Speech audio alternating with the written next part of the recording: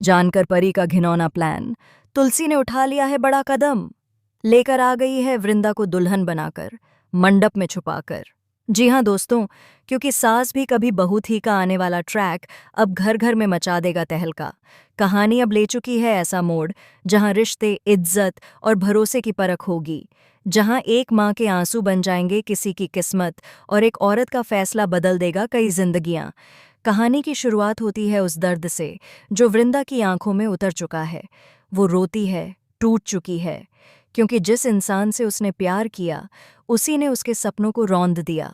सुभाष, जिसने कभी कहा था कि वो वृंदा के बिना जी नहीं सकता, अब उसी ने सबके सामने उसे अपमान का दूसरा नाम कह दिया, वो भी बिना वजह, सिर्फ इसलिए क्योंकि वृंदा को व्रत रखते वक्त चक्कर आ गया था। पर क्या यही प्यार है? क्या यही वो रिश्ता था जिसमें भरोसा होना चाहिए था? नहीं दोस्तों, ये प्यार नहीं, ये अहंकार था। और जब अहंकार किसी के दिल को तोड़ता है तो वहीं से शुरू होती है कहानी की असली जंग।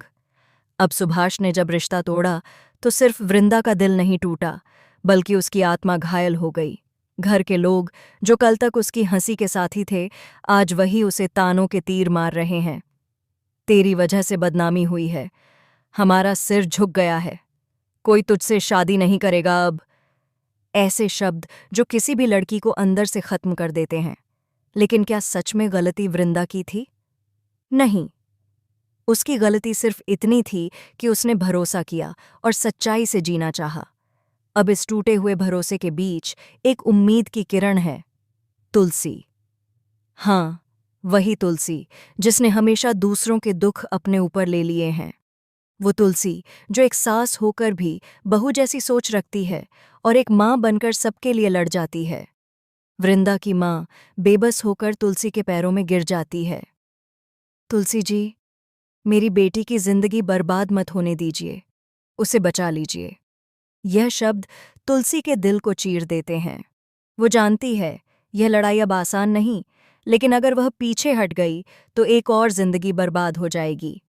इसी के साथ शुरू होता है कहानी का नया अध्याय, जहां ड्रामा, इमोशन और ट्विस्ट की कोई कमी नहीं। वृंदा अपने कमरे में बैठी रो रही होती है। उसके हाथ में एक खत होता है जिसमें वो सब कुछ खत्म करने की बात लिखती है। वो सोचती है कि अब सब छोड़कर चली जाए, कहीं दूर जहां कोई उसे ना जाने ना पुकारे। लेकिन किस्मत ने शायद उसके लिए कुछ और ही लिखा है। जैसे ही वो घर से निकलती है, उसे कोई पीछे से रोक लेता है, और तभी वहां आता है वीरण। वो वही इंसान है जो सालों से वृंदा से एकतरफा प्यार करता है, लेकिन उसकी जिंदगी में जहर बन चुका है। वो कहता है, अगर तू किसी की नहीं हो सकती तो अब सिर्फ मेरी होगी। आज से तू मेरी बीवी है। और इसके बाद होता है किडनैपिंग ड्रामा। वीरन वृंदा को अगवा कर ले जाता है। जंगल के बीच बने एक पुराने मंदिर में जबरन शादी कराने की कोशिश करता है। वृंदा चिल्लाती है, रोती है, भगवान से मदद मांगती है, और उसी समय वहां पहुंच जाता है अंगद।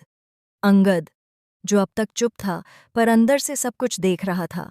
वो गुस्से में वीरण से भिड़ जाता है। दोनों के बीच जबरदस्त लड़ाई होती है।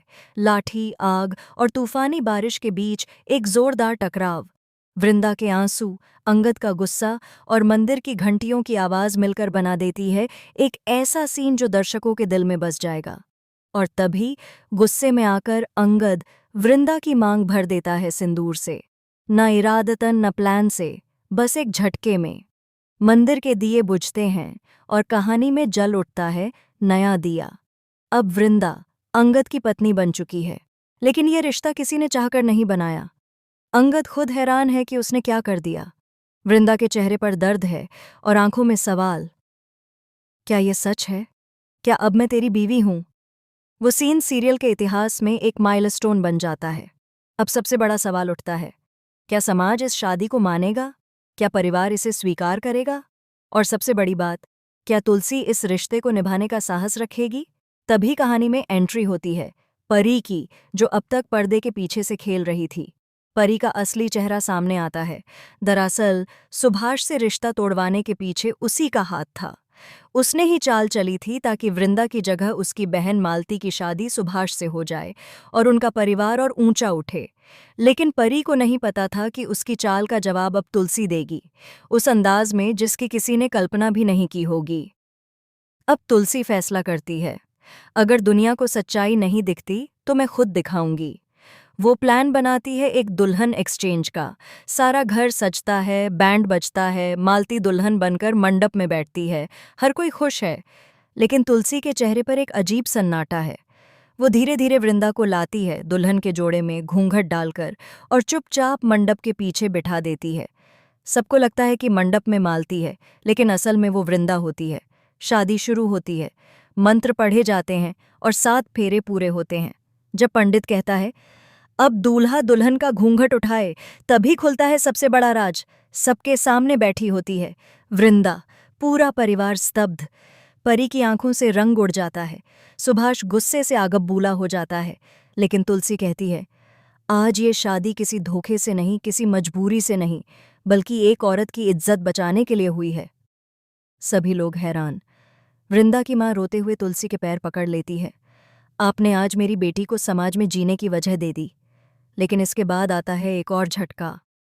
अंगद को अभी तक नहीं पता था कि उसने किससे शादी की है। वो भौंचक्का रह जाता है जब उसे बताया जाता है कि मंडप